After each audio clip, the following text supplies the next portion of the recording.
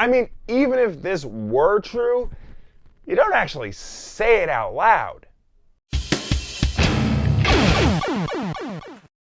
So Marvel isn't really doing so hot right now. I'm not talking about the movies, those continue to be fine, and I'm not talking about the TV shows no matter how bad Iron Fist was. No, I'm of course referring to their comic book lineup. Sales are down across the board, creators seem to be leaving in droves to go to other publishers like Image, and overall there generally seems to be a lack of enthusiasm for their products from both critics and fans. But what could be causing all this? It wasn't too long ago that Marvel was the leader of the industry by a wide margin, outselling everybody, including DC, and putting out a lot of beloved books like Daredevil, Hawkeye, all new X-Men, even Secret Wars. At a retail summit recently, David Gabriel, the VP of sales at Marvel, said that the blame rests in the hands of the fans. Of course it's our fault, guys.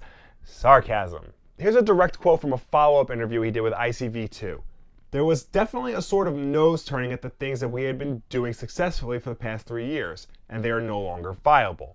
So let's think about this for a minute. What has Marvel been doing these past 3 years that all of a sudden we're turning our noses up at? What does he consider no longer viable? Again, from Gabriel, what we heard was that people didn't want any more diversity, that they didn't want female characters out there. We saw the sales of any characters that were diverse, any characters that were new, our female characters, anything that was not a core Marvel character, people were turning their noses up against. That was difficult for us because we had a lot of fresh, new, exciting ideas that we were trying to get out and nothing really worked. Now, dear viewers, I've made mention of Marvel's ever-changing lineup before on this channel and how they seem to be focusing more on diversity at the expense of their classic lineup. How it's an ever-changing cast of characters to the point where I don't recognize them anymore as my Marvel. It's a new Marvel. But even if I bemoan the loss of classic characters like Bruce Banner, Tony Stark, or Wolverine, even I know this is not their biggest problem. We don't hate the fact that Wolverine, Thor, and Iron Man are all women, or that Captain America is black, or that the Hulk is now Korean. No, the problem is in the way you did it. You took away the characters we've known for years and gave us these replacements with no build-up. They're replacements we know nothing about. I got nothing against Riri Williams. I actually think she's a pretty good character, but let's be real. She was created solely to replace Tony Stark. That's it. She debuted in May of 2016 and became Ironheart, the new Iron Man, in less than a year's time. And the nature of superhero comic solicitation means that we found out she was going to be the new Iron Man months before that issue came out. The fact, once she was announced as a new character, it was pretty much made clear she was Tony Stark's replacement. Not to mention that Tony Stark was killed off in Civil War II, an event book that nobody liked. We're not resistant to new diverse characters. We're resistant to new characters, doesn't matter what race or gender they are. We're resistant to new characters coming in and replacing the old ones when there was nothing fundamentally wrong with the old ones. But even still, diversity is not the problem. We want to see new characters, diverse characters in our comics. They keep things fresh and interesting. No, the problem is literally everything else Marvel has been doing for the past 3 years. Let's start with prioritizing event books over their regular monthly lineup for one thing. Secret Empire isn't even out yet, and already they're hyping up Generations, which doesn't come out until the fall of this year. You even have events come out at the same time as other events. I bet you didn't realize that Monsters Unleashed came out earlier this year, did you? Yeah, during the middle of the Clone Conspiracy event. Monsters Unleashed was supposed to be a big deal, but it wasn't. It just came out and y'all moved on.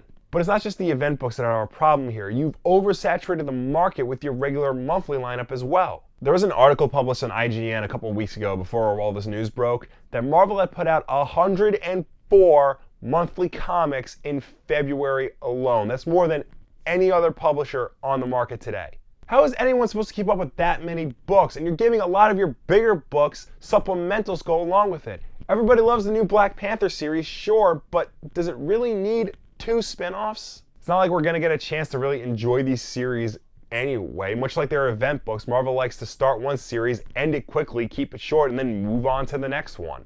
This doesn't leave a lot of time for people to get invested in any one particular character or series, and it certainly doesn't leave a lot of time for writers and artists to flesh out the story they're trying to tell. Mark Waid and Chris Samnee's Black Widow book recently wrapped up with issue 12. It was one of the best books they were putting out every month, and it could have easily gone for much longer. I have 3 different versions of Daredevil #1, all from 3 different series that were released in a 4-year window between 2011 and 2015. That's way too short of a time frame to be rebooting a series as often as they did. I don't even have to mention that Marvel's monthlies often cost more than everyone else's on the market, right?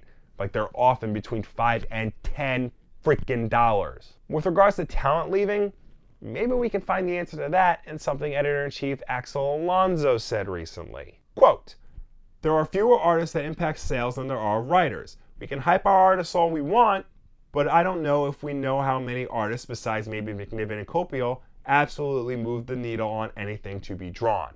Now, I tend to follow writers more than I do artists, that's just me, but to say something like this, for the editor-in-chief to say something like this, completely discredits all the work that Chris Samnee, Alex Maleev, Erica Henderson, Veronica Fish, and many others do for your company. With a statement like that, no wonder people are leaving. Now compare all this to how DC is handling things right now. Since 2011, they've only really had 3 major events, and they've returned to focusing on the characters that we all know and love, that we all grew up with, while slowly acclimating us to a more diverse group, like Black Wally West, or Calderon Aqualad, or Jessica Cruz and Simon Baz. Plus, they do their damnedest to keep books affordable. Rarely, if ever, does a DC book cost more than $4. Now, DC did have a problem a few years ago where writers and artists were leaving them in droves to go work for other publishers, particularly Image, but they seem to fix that.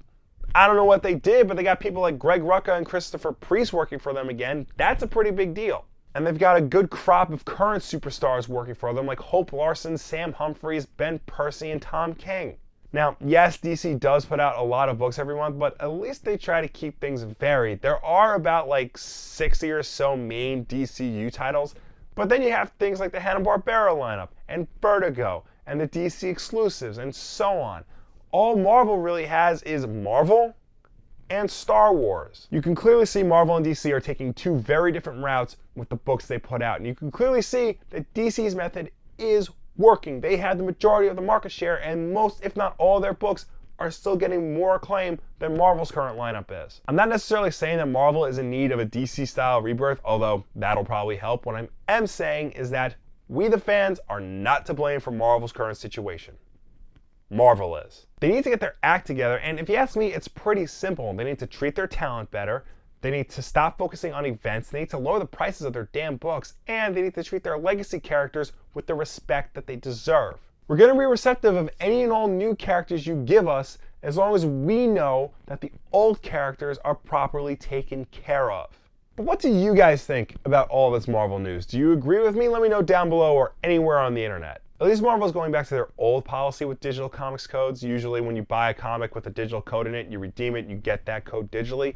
Recently, Marvel has been doing this thing where you redeem that code and you get 3 random books. They're going back to the old version. You redeem the code and you get that book digitally. That's the way it should always be. I know this is a baby step, but hey, it's a step in the right direction. New videos every Tuesday and Wednesday night at 9 p.m. Eastern. Wulff Den Live. You can come, you can watch us, you can even talk to us directly if you so desire. If you missed the show, don't worry. There's a rerun of it on Thursday and also an audio version on iTunes, SoundCloud, and Google Play. And of course, guys, like if you like, subscribe if you really like, share this video with a friend. Thank you so much for watching. I will see you next time.